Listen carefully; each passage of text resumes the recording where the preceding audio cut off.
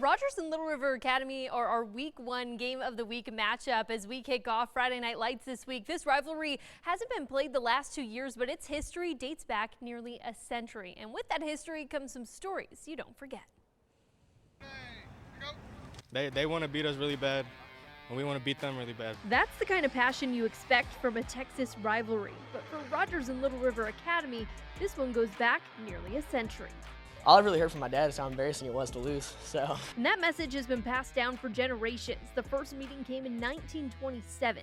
Rogers won that one, 22-0. Since then, the two schools have met 92 times. Rogers leads the all-time series 66-24-2.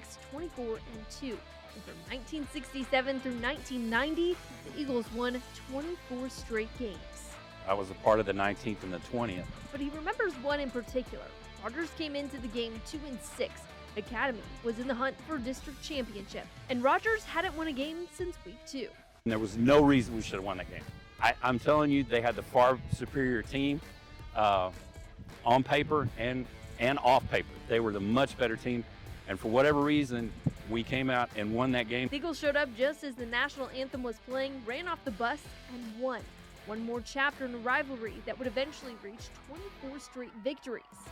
Well, one thing about the rivalry, it's just a big game. You know, it's something that you circle on the calendar each and every year. You know, the whole community comes out. It's going to be jam-packed. It's just one of those things you always remember, and it's just one of those things you always talk about, even after you graduate. You don't want to be the class that loses to Rogers, I promise you that. For Chase Gommert, he knows that feeling. He played in the rivalry, his father coached in it, and his grandfather played in it as well. Now he's on the sideline for it once again. Everybody knows everybody. They've been playing each other their whole lives, so just one of those things that gets the community together, and it's kind of what makes Friday night so special.